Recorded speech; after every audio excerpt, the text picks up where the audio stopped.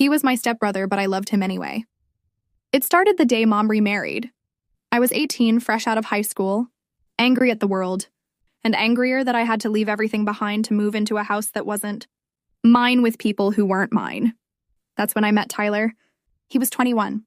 My new stepbrother, tall, quiet, eyes that felt like secrets and silence. We barely spoke at first. Just awkward hellos in hallways and shared glances over dinner. I thought he hated me. Turns out he was just trying not to fall. It began with small things. He'd leave the lights on in the kitchen when I stayed up late studying. I'd make an extra cup of coffee and leave it by the sink in the mornings. We learned each other's rhythms without even trying. One night, Mom and his dad went out of town for a weekend trip. The house was quiet. Tyler and I were left alone. I was watching a movie when he sat beside me, close enough to feel the warmth of his skin but not touching. We laughed at the same scenes, and somewhere between the second and third episode of the show, I barely remember watching, he looked at me, really looked at me, and everything changed. It wasn't sudden. It was slow and tense and full of breathless silence. Then he kissed me, and I kissed him back. It should have felt wrong. It didn't. It felt like finally. That night became many nights.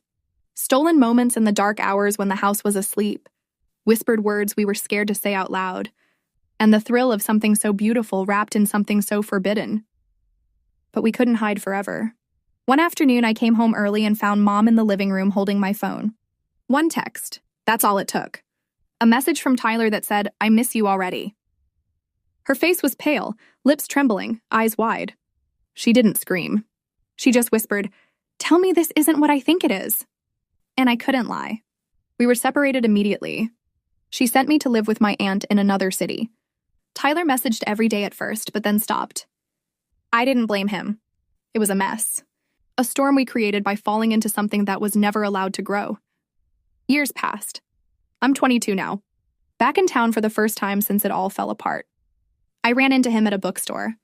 His hair shorter, his smile softer, but the ache in my chest hit the same. We didn't say much, just shared a quiet look like two people remembering the same song. He handed me a copy of a book I once told him I loved and said, "I kept it just in case you came back." I walked away without a word. Because sometimes the deepest loves aren't meant to last forever. Sometimes they're meant to change you, break you, grow you, and then let you go. But I'll never forget the boy who loved me when he wasn't supposed to. And I'll never regret loving him back.